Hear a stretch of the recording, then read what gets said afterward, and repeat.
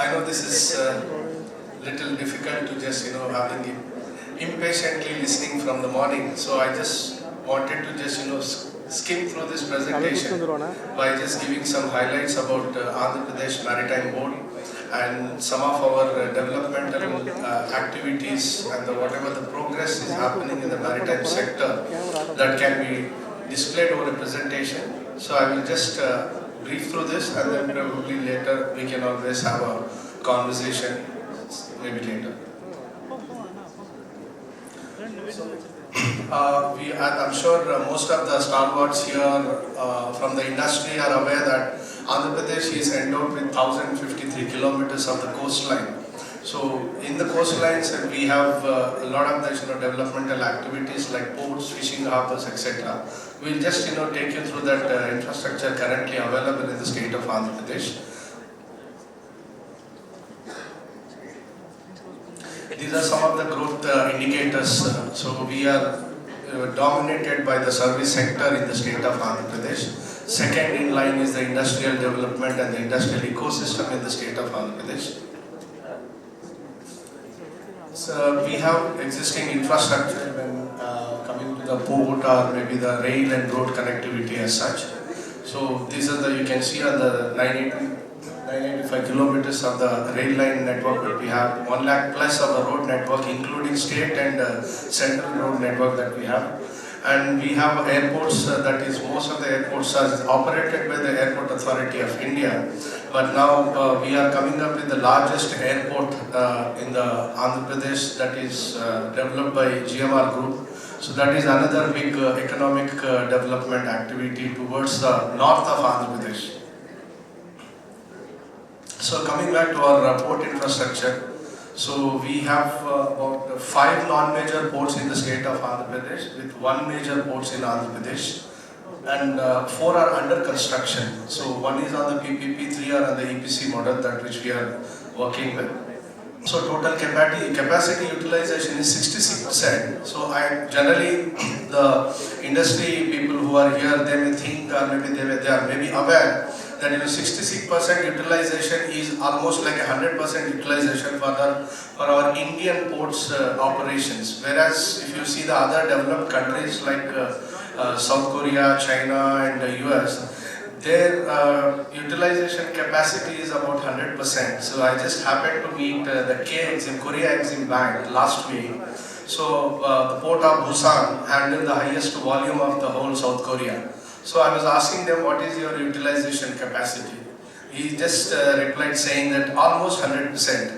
So I'm sure with the vision that what our Honorable Prime Minister and our Chief Minister we have, so we have the best connectivity in place through this PM Gati Shakti and other initiatives that we are working on. Maybe through that logistical planning and operational planning, we will be able to at least, if not 66%, maybe 80% we will be able to achieve in the coming 5 years.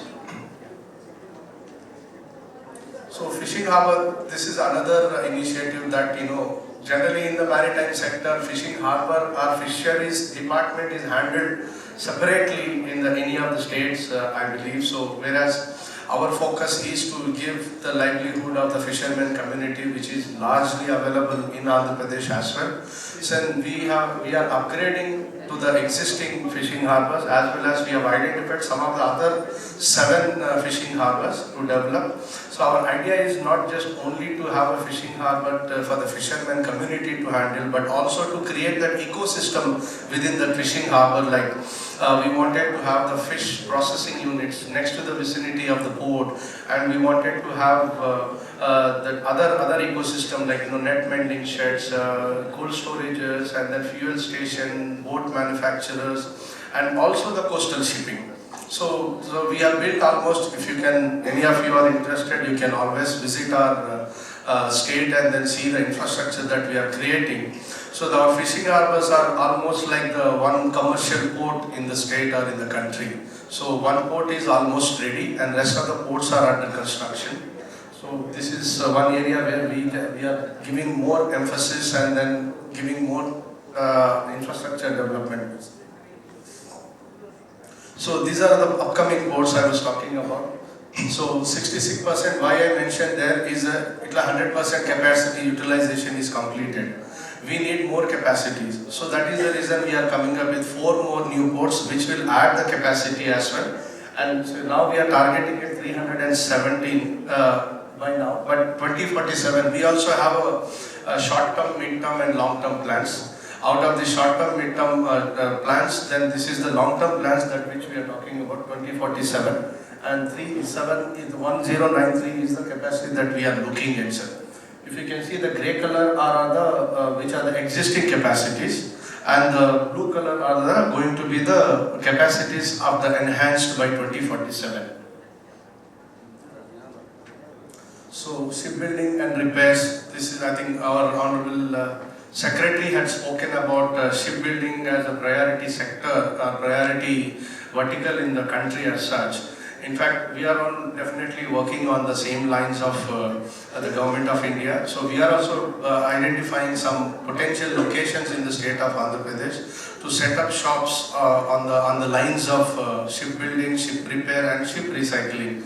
So which will feed the product for all the shipbuilding activities. So we have identified some locations as such from the state side.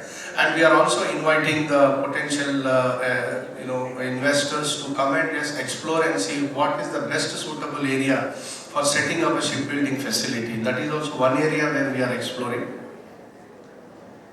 So upcoming infrastructure and industrial loads. In fact, I just wanted to maybe highlight here. We are the only state in the country which has 3 industrial corridors passing through our Andhra Pradesh geography. So CBIC, HBIC and VCIC, Visakhapatnam, Chennai industrial corridors, Chennai, Bangalore industrial corridors, Hyderabad, Bangalore industrial corridors. In fact, Hyderabad, Bangalore is the vertical which doesn't have a coastline connected, but CBIC, VCIC is well connected with 3 nodes available already, sir. So we are definitely, working towards this adjoining the industrial corridors with our existing ports and also the upcoming ports together, and then how we can just logistically connect it with this industrial corridors and the ports for the seamless and then evacuation of the cargoes from coming in and going out of the existing cargoes. So upcoming infrastructure, some of the infrastructure and the tourism. Tourism is another area where we have largely neglected maybe in the country as such. So now this, with the initiative of our Honorable Prime Minister, there are so many tourism initiatives that have been taken care, like lighthouse tourism and beach tourism, as well as other tourism schemes are all available from the Government of India. So probably learning from the experiences that we have, and we have also identified some circuits to have in each verticals, like heritage tourism, pilgrimage tourism, and other eco-tourisms, etc. So we are definitely working towards. We are all on the verge of doing a vision document and then vision planning. So then execution will definitely fall in place.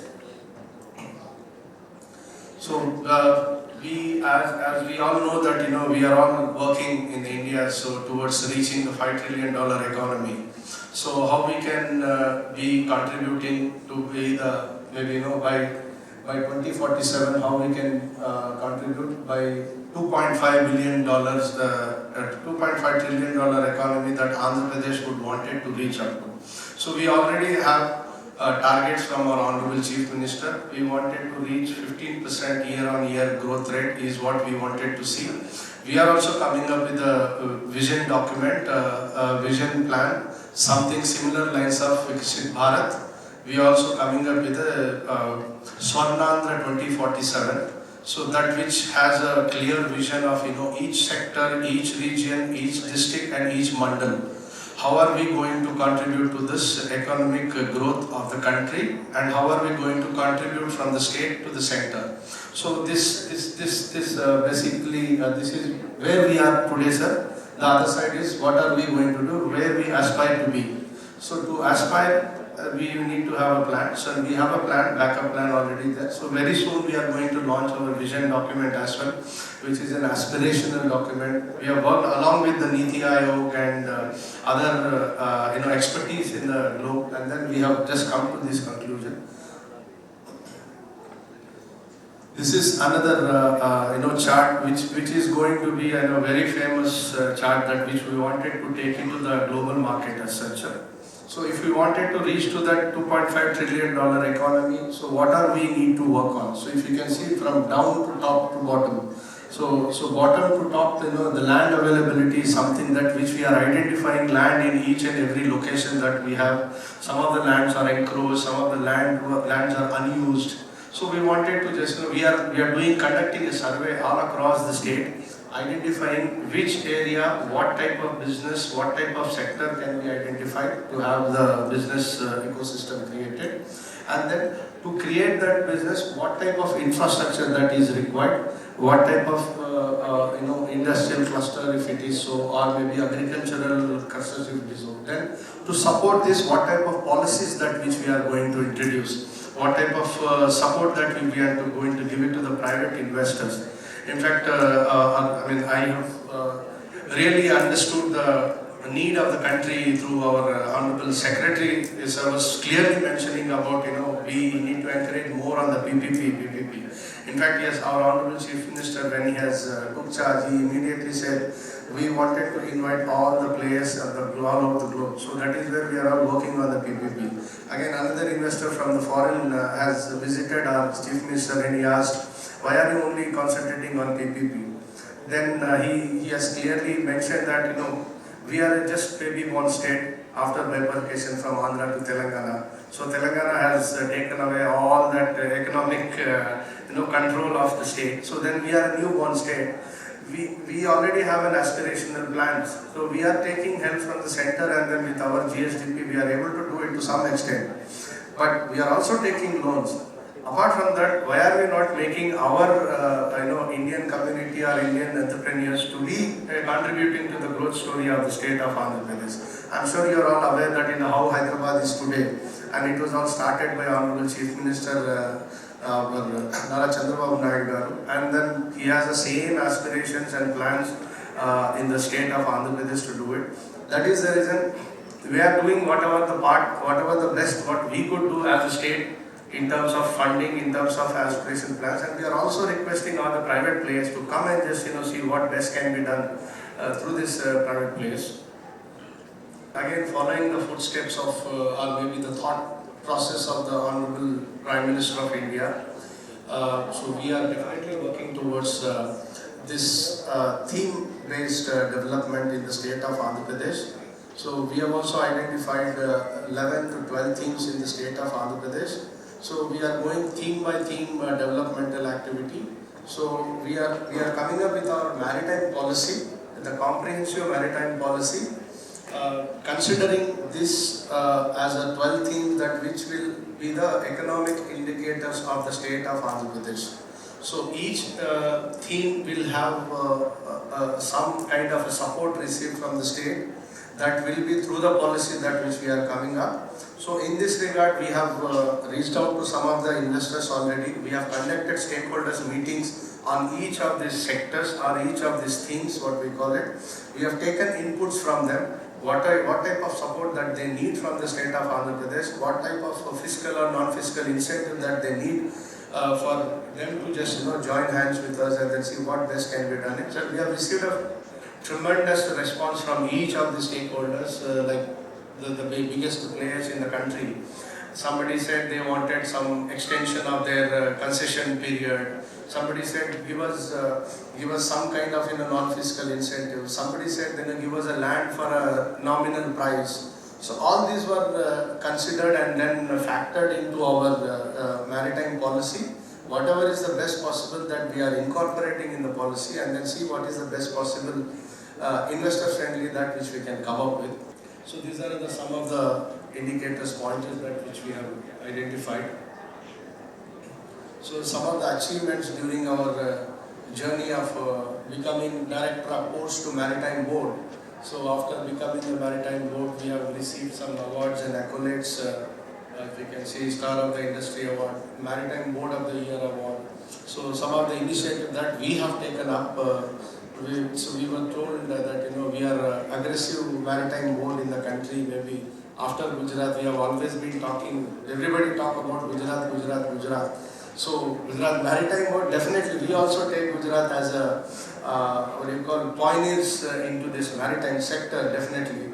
So we wanted to see ourselves the Maritime Board on the east coast of India, gateway to the east coast of India. So that is where we are working towards. In line with all those vision and activities, we are working along with the other maritime boards. So I always used to talk about our other maritime boards. Our Tamil Nadu Maritime Board is sitting here. Said we are not India, Pakistan to fight with each other. We have to work together. Sir, there is something that we want to work with. We are also happy to work with. In fact, on the same lines also, sir, we have also reached out to Gujarat Maritime Board, mentioned that if there is something that we wanted to work on the coastal shipping.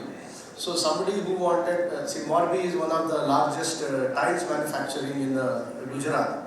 So there are a lot of construction activity happening in the state of Andhra Pradesh towards the east coast of India as well. Telangana is doing a lot of construction activity. So they may, instead of just going by road or by any of the other costly mode of transportation, they can use this as a coastal shipping from west to east. Use this as an opportunity. So then we have discussed with them. They were very positive on that. We are just working towards it. These are some of the investment opportunities in the state of Andhra Pradesh.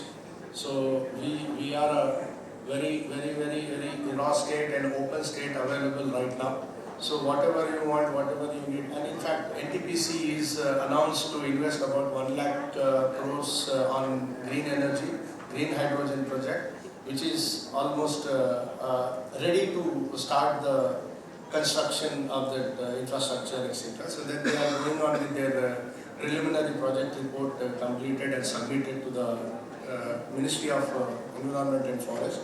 For further clearance activities are going on. And petrochemicals, BPCL, Bharat Petroleum has already announced to set up a petrochemical industry in the state of Andhra Pradesh. So the discussions are going on between the two locations, and then incentives, everything is all discussed. So then that ecosystem is slowly created, and then definitely we will be working towards doing this. So I just wanted to maybe conclude by mentioning about this. This is a one step ahead of investment promotion or the outreach that which we are currently going towards. So we have floated an expression of interest last 2 weeks back by just mentioning open-ended EOI. So we were not sure that whether we'll be able to get any of the interest in terms of the ports and fishing harbors.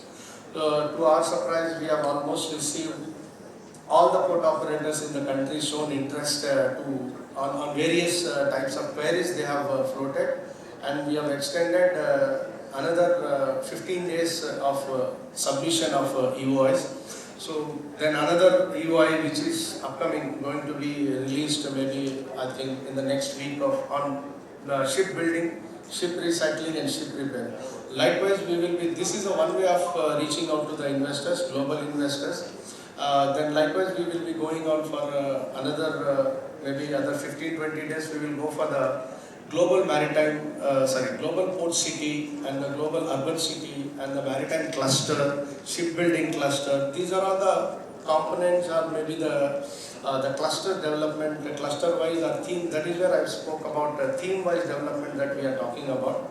So this is a way forward that which we are looking at. So anybody who is interested to just circulate this, or please can reach out to on our website and download this EOI document, and then please make sure that if there is anything that you want to, we are always here to interact with you.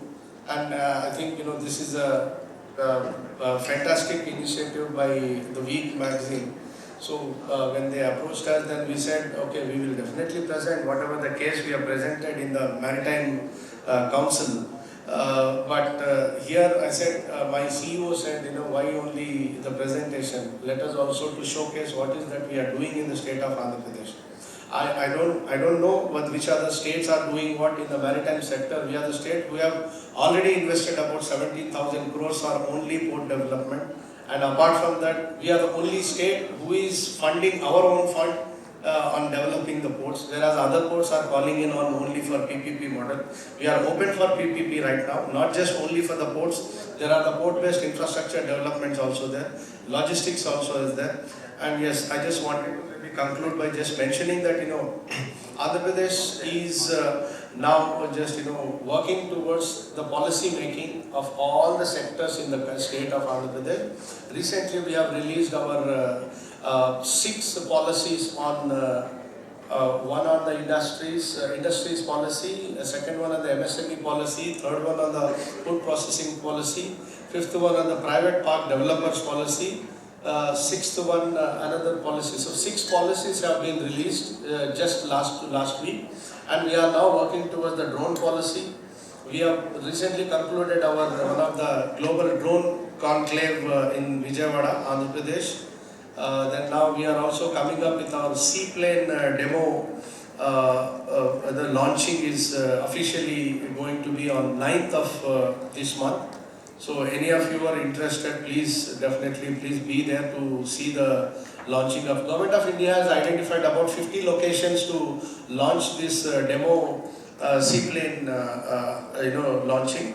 Whereas we are the first state have been chosen to start this, chosen as a launch pad for this seaplane inauguration. So seaplane is happening on 9th of this month. So anybody who is interested, please definitely can be there to witness the great demo launch going to take place by our Honorable Union Minister of Civil Aviation is going to be present there along with our Honorable Chief Minister as well. So thank you so much the week for giving this wonderful opportunity. We will look forward to continue this relation with going forward. We will definitely wanted to reach out to the best of the best investors possible. Thank you so much.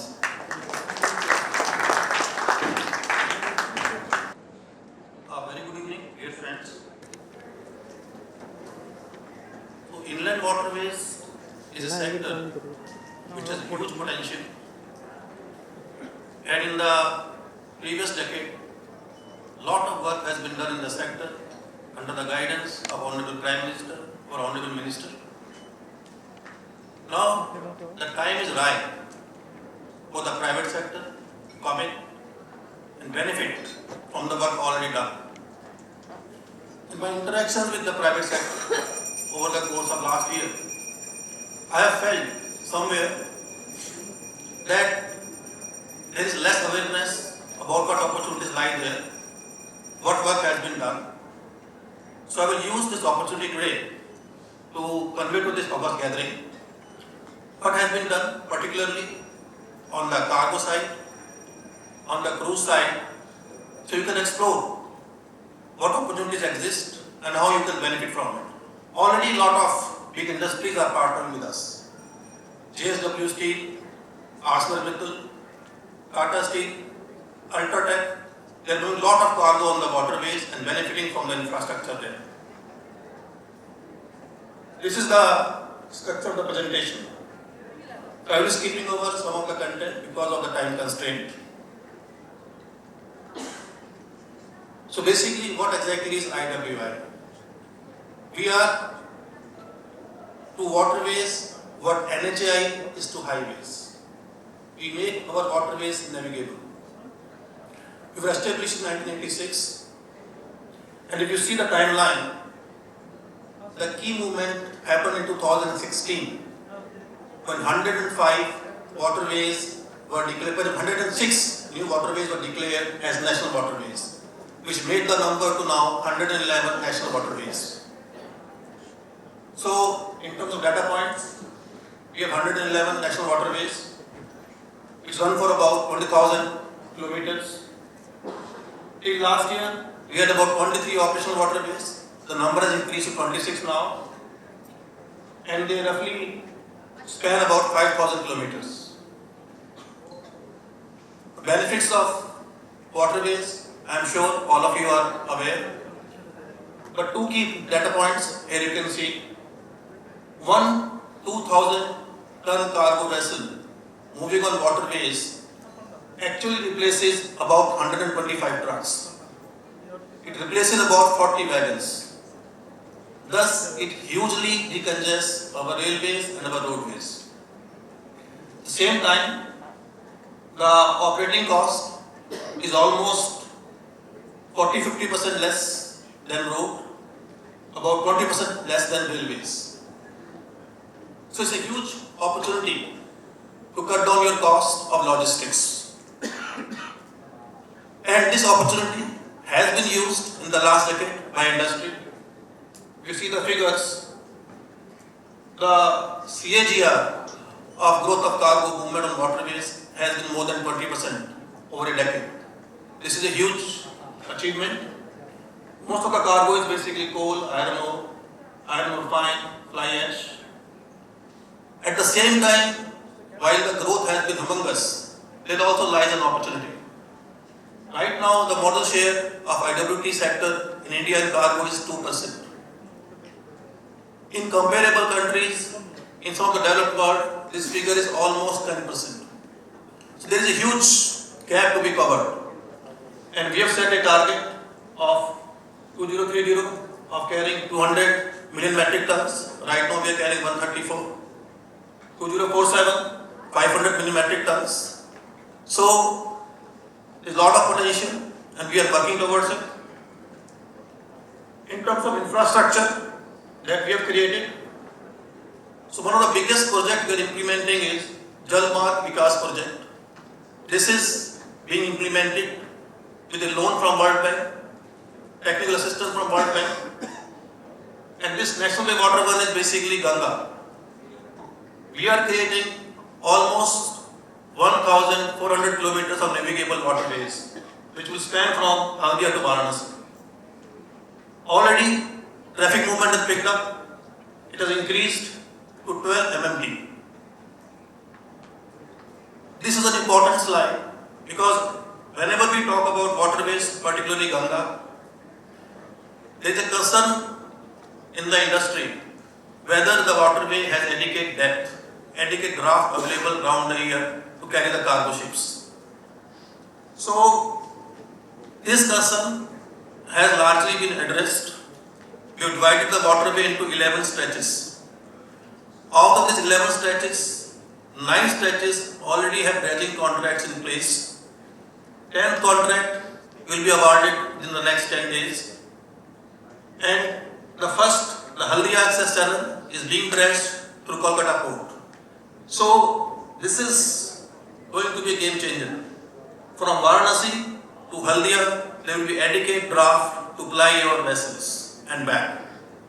So I hope this will be taken note of and you will be making use of this opportunity. All along the waterways, we have created terminals at Varanasi, at Talughat, Sahibganj, Haldia. All these terminals are in place. They already have connectivity to national highways.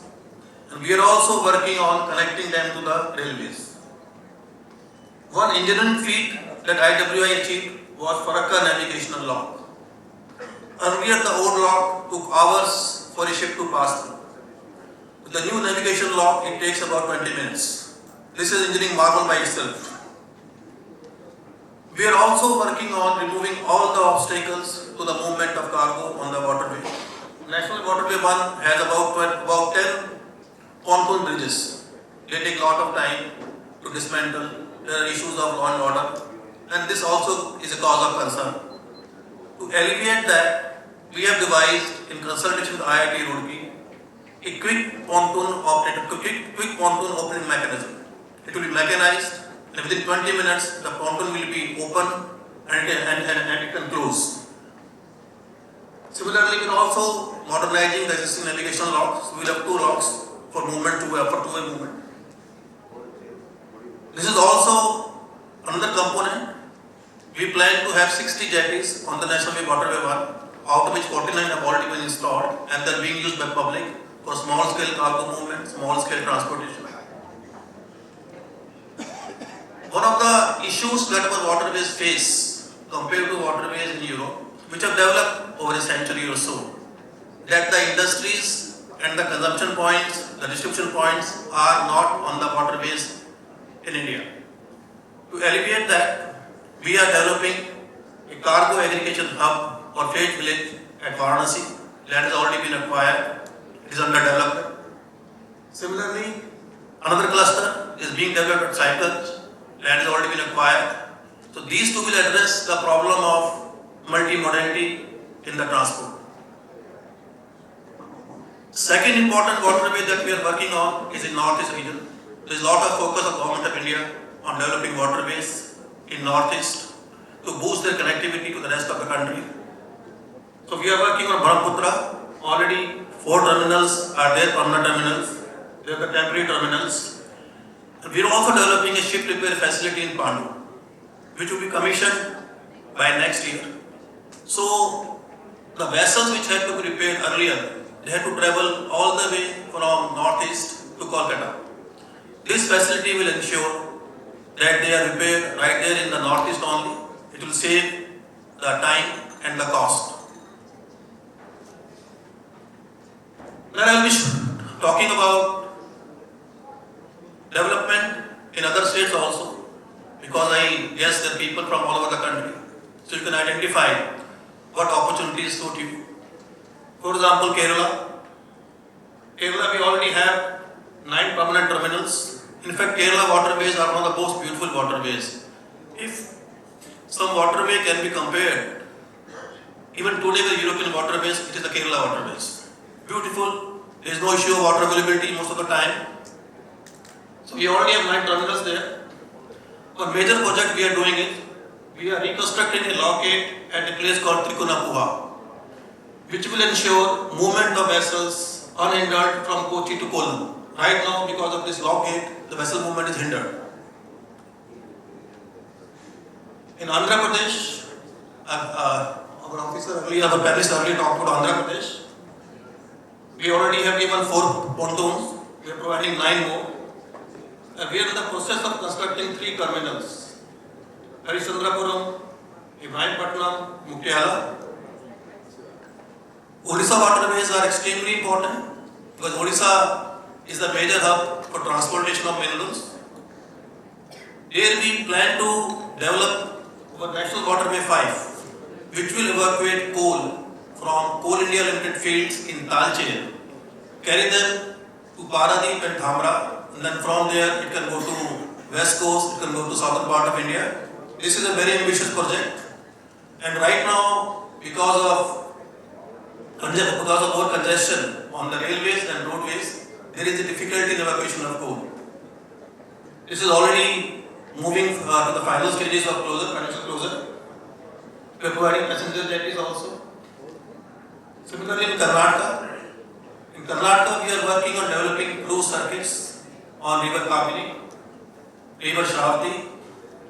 Basically, when we work on tourism promotion activities, we partner with the state governments and the private sector. We provide the floating side, fixed infrastructure in terms of jetties. The states provide the land side infrastructure. The private sector comes in and operates the vessels. This is how the opportunity opens up for the private sector. In Goa used to be a major state for cargo movement till restrictions were imposed on mining by the Honorable Supreme Court. Now these restrictions are being relaxed. These movements will pick up. We are working on Mandovi River, Pramburwa Canal and Juari River. And we expect this movement to increase substantially. Maharashtra already a lot of cargo movement happens. We are working on providing navigational aids, VTS and dredging in 3 rivers there. Gujarat and Madhya Pradesh, one major project we are working on is development of a cruise circuit between Statue of Unity in Kevadia, Gujarat to Statue of Oneness in Madhya Pradesh. Already jetties have been provided in Gujarat. So jetties have been provided in Madhya Pradesh. In Gujarat, they are in the process of being set up. So this will be a major cruise circuit. Then IWT also promotes export-import trade with the neighboring countries. One of the major partner here is Bangladesh. With them we have protocol on transport. Under this protocol, 10 routes have been declared, out of which 6 are already operational. One Dhuriya-Richa route has already been tested and is about to be declared operational very soon, but for the unfortunate situation in Bangladesh. Already, and it's not only export-import. One of the most important part of these routes is they are strategic in nature. They connect northeastern region with the rest of the India by cutting short the distance, by avoiding the congestion in the chicken's neck. These are extremely important for us from export-import as well as strategic point of view. These initiatives we are taking for connectivity with neighboring countries. They are grouped under the heading Regional Waterway Grid. I will talk about it in detail separately. Bangladesh, Myanmar, Nepal and Bhutan. So, the basic idea of RWG is that we connect National Waterway 1 to National Waterway 2 through the Indo-Bangladesh Protocol routes, which will actually create a corridor of about 4,000 kilometers from Varanasi to Dibrugarh. Almost 80% of work is completed on the corridor in terms of fairway maintenance. Rest should be over within a year or so. This will provide seamless connectivity cutting across a country, connecting India's mainland with northeastern region. This Maya-Richa route, which is already tested, it only requires declaration from the Bangladesh side. There is a lock called Jangipur lock there. This lock we are working on operationalizing. With this lock operationalization combined with Maya-Richa route, it will cut short distance by almost 900 kilometers. Nepal, we already have signed a treaty of trade and transit, which includes now inland waterway move. So goods can be transported, imported, brought to Kolkata to Sahibganj by waterway, then to Nepal's Viratnagar by road, Kolkata to Kalughat near Patna, then by road, Kolkata to Varanasi by waterway, then by road. Similarly, Bhutan already movement is happening through Dhubri, Jogigopa and Pandu in the northeast. This is another ambitious project, the Lagan project, which provides connectivity to Myanmar. The idea is that from Kolkata to Sitwe, cargo moves through sea routes. From Sitwe to Paletwa, it moves through waterway. Paletwa, it enters Mizoram through road route. So, good evening, sir. I'll just continue, sir. So, another opportunity in addition to cargo is river cruise tourism, on which there is a lot of focus of government. So, in terms of data points, we already have cruise operational on 10 of the national waterways. And India actually is uniquely placed to benefit from this sector. We have got diversity of religious places, diversity of habitations, wildlife sanctuaries which are on the rivers. Already NW 1, 2, 3, 4, 8 and 9, 97 protocol routes, 68, 111 cruises are operational. These are the KPIs. 10 waterways operational, 12 with night stays, 124 terminals provided by IWI. 15 lakh is the number which is captured as on date, but this number is highly understated. We are working on a mechanism to capture actual figures. The number is much higher already. So a roadmap for development of cruise tourism was prepared by the ministry and not by the Honorable Minister. It identified 38 circuits, which are luxury, budget, local cruises. We are developing them in coordination with Ministry of Tourism, Government of India and with state governments.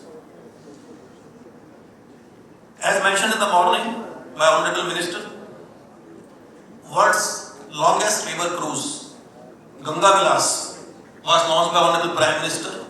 It's a major achievement.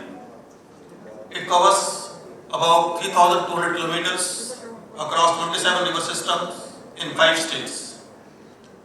And this is a tremendous success. There's a lot of skepticism when it was launched, but this is a tremendous success. A cruise is booked for years together. A number of vessels have started cruising now in Ganga. We are also working on religious tourism because many of our rivers are also sites of pilgrimages. This is an example of Assam, Guwahati, where we plan to have a cruise connecting 7 temples, and the highlight of this will be a funicular trolley which will connect the terminal to the Kamakya temple.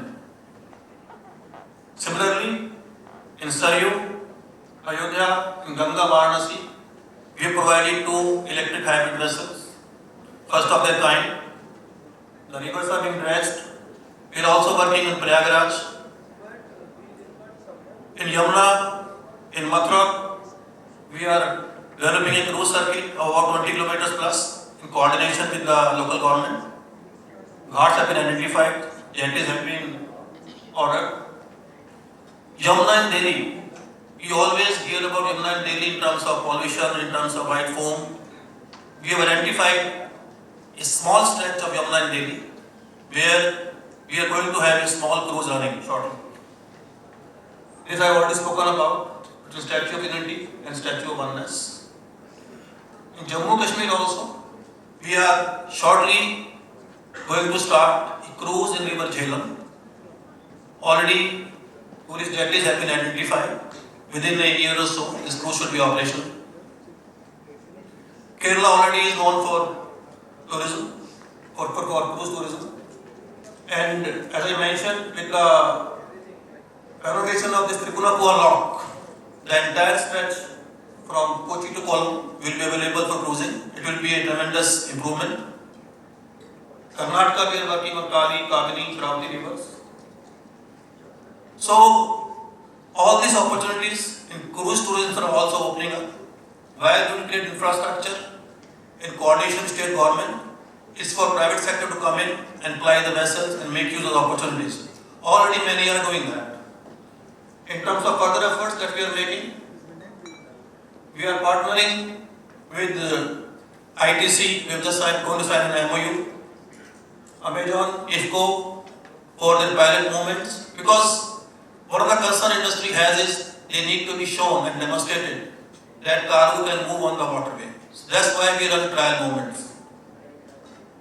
Ministry is shortly going to bring in a cargo promotion scheme, which is on the lines of Marco Polo scheme in Europe, where a certain percentage of costs incurred on the movement of cargo on waterways will be subsidized for a modal shift. This is expected to lead to a modal shift of 800 million tons kilometers. Then we are also coming out with the regulations or policy to invite private sectors for development of jetties, which will be a very simple online process, where if you want to set up a captive jetty or jetty of any kind, you just apply to us for an NOC, and subject to meeting certain technical requirements, the NOC will be issued with a certain time-bound manner. Then integration with port, this is extremely important in terms of providing last mile connectivity for your exim cargo, in terms of integrating coastal movement with the movement on the waterways. So we are handing over few terminals to Kolkata port so that the movement can be integrated. Then we are also aware that the country needs trained manpower, country needs vessel repair facilities all over our waterways. So we are in the process of developing 8 centers of excellence all over the country for training in inland waterways, and also developing 8 or 9, depending on the feasibility, vessel repair facilities all across the country. So this is in short what we are doing, and as I said in the beginning, lot of opportunities are being created in the cargo sector, in the cruise tourism sector, and now I will request you to explore how you can benefit from this, how you can partner with this. Thank you so much. Thank you.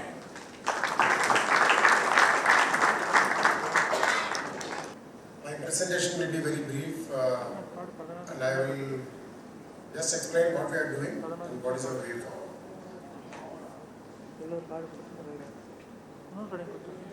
So we have declared 17 non-major ports, out of which only 5 ports are handling cargo and 2 are with the domestic passenger ferry and 1 port is Palmer, which is a transit channel.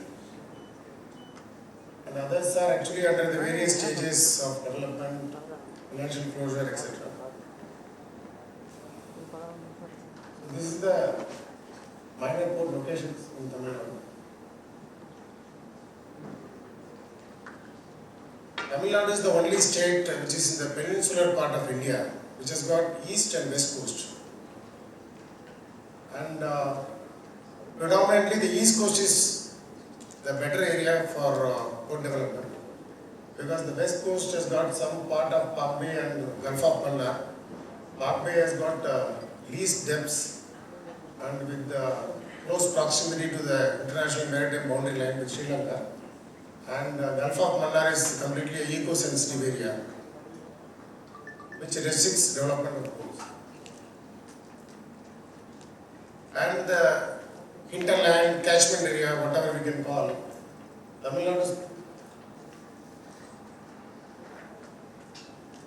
Nadu is the only state where the hinterland is captured by 6 ports, deep water ports: Chennai, Kattupalli, Kamarajar, Karaikal, Tuticorin and Kochi. So there are 6 deep water ports which capture the entire hinterland cargo need, and they are operating for quite some time.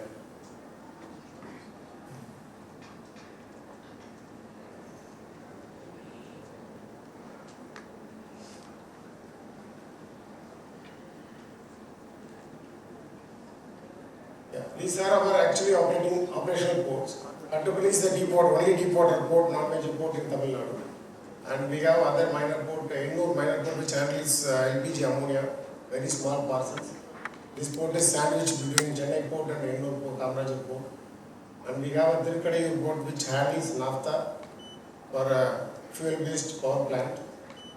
And we have Kudangulam, which is handling machinery cargo for the nuclear power project.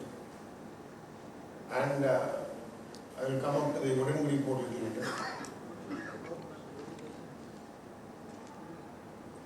Now we are concentrating on only 2 areas, because there is no point developing n number of ports, disturbing the coast, and Tamil Nadu coast has got every 2 kilometers we have a fishing village. There are about 400 fishing villages in a stretch of 1076 kilometers. So to get a land parcel close to the coast, which is more fertile, we are finding it difficult to do the land acquisition. And we have thought of only 2 ports for development, one on the east, one on the west. And one is the greenfield port we identified at Kadalur. So Kadalur port is actually midway between Chennai port and Karaikal port. And one in the south of Thoothukudi area, which will be close to the Udangudi Trestle Jetty area. This is the Kadalur existing port profile, which we have developed with the funding of Sagamala, and we are going for a bid for operationalizing this port. The bid will come out in about 15 days' time. These are the infrastructure. This yellow portion is the area which is identified for a greenfield port development. So land parcel is about 1,200 acres, which has been indicated to the government that we need to do some acquisition. And the advantage of this location is the yellow line you can see is the new East Coast Road coming up, bypassing Puducherry and Kadalur from Chennai. So it joins adjoining to that location only. And rail routes bifurcating one on the east coast goes up to Chidambaram and to Karaikal, and the other one goes on the central Tamil Nadu up to Salem. So the rail link is also very close by. So we'll be coming out with a bid, revised bid very soon for this port. This is the Udangudi Trestle jetty. This jetty is very unique. It's about 8 kilometers long. And even to travel by a car, it takes 20 minutes to reach the jetty. And this work is almost completed. 98% is completed. But we are waiting for the power plant to complete its job. So they will complete it by next May. And the port construction works are almost completed. And in December they will get all the clearances from customs, notification, etc. And we are handling the first shipment. You can see the 2 cranes which has been unloaded on the jetty, and the port is ready, almost ready in all respects. So once the power plant is ready, we will start importing coal for Talcher port.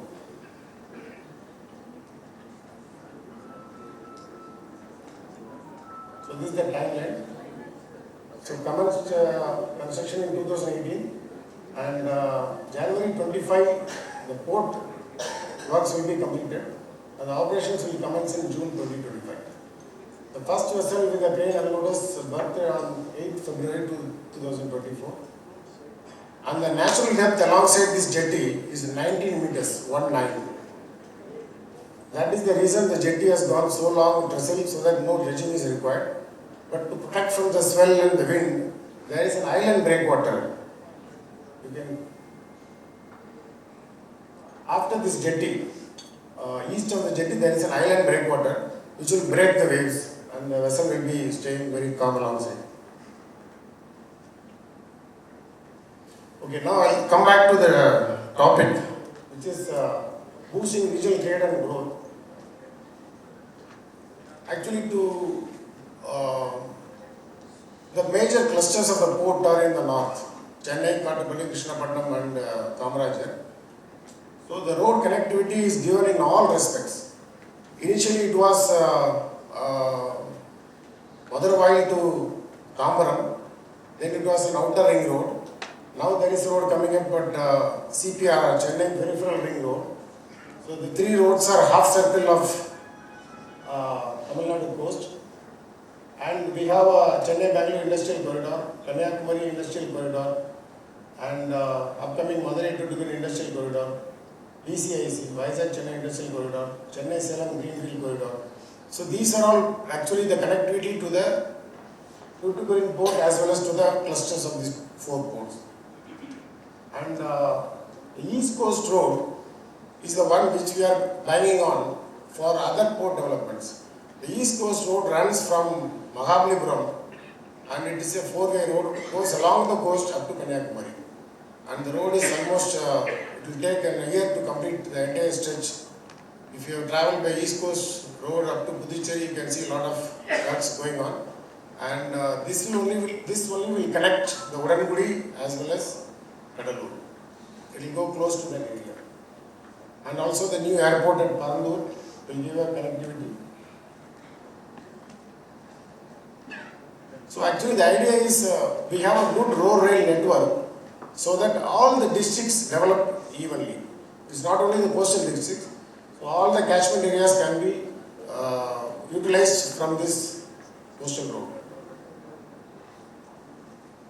Now we have released a state port development policy in 2023, which encourages actually the green port plan. Now this actually the new ports will be coming with the green energy, and the existing ports will be converted into green energy in a phased manner. So this is a part of our policy actually. Now regarding maritime education, the maritime education hub is Chennai. You can see the Indian Maritime University headquarters at Chennai, and the first private Maritime University, Ahmedabad, Wales, and also HMD College, CMC Coimbatore, are very classical examples of this maritime education in Tamil Nadu.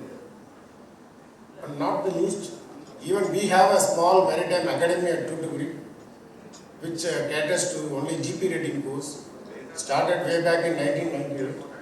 And this is actually used mainly for the purpose of training the fishermen and converting them into GP ratings and to sail on a domestic and foreign vessels. So this academy is run by government itself, and it is running with 100% result throughout the year. And we are planning to develop some infrastructures with the funding of Sagamala to upgrade the academy.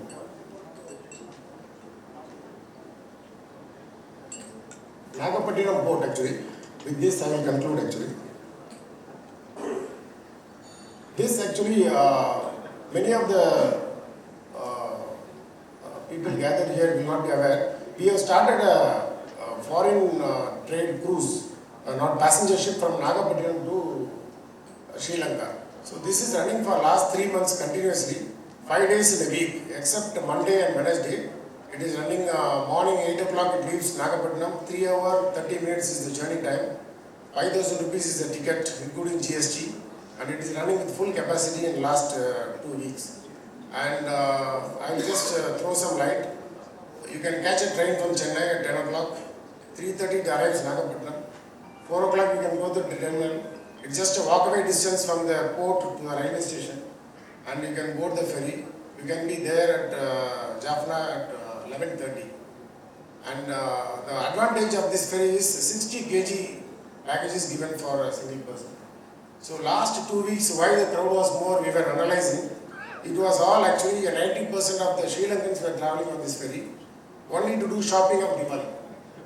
They get down at Nagapattinam, go to Tirupur or T Nagar, complete bag full of material, and then they go back the next day. So this has picked up, and you can watch out the website and you can book the tickets online. And there is no visa, it's an on-arrival visa at Sri Lanka. So you can use this ferry, and you can book 1 day before also.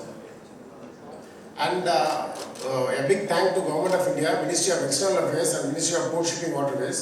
They are completely giving the viability gap funding for running this ferry. The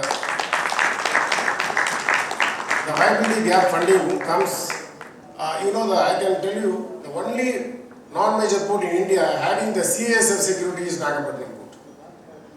And this entire CASF security cost is borne by Ministry of External Affairs, and all other costs are borne by Ministry of Port Shipping and Waterways. So we will run this ferry, and most probably this will come into operation for all 7 days. So this is the terminal, the inside terminal. And other than that, you will be knowing that there is a ferry service at Rameshwaram and Kanyakumari. And Rameshwaram to Talaikonda, Sri Lanka also we are planning for a small passenger ferry which will commence in about 1 or 2 years time. So this is the location we identified for Rameshwaram. It's about 1 hour journey to Sri Lanka, but the infrastructures are not ready on both sides. Thank you.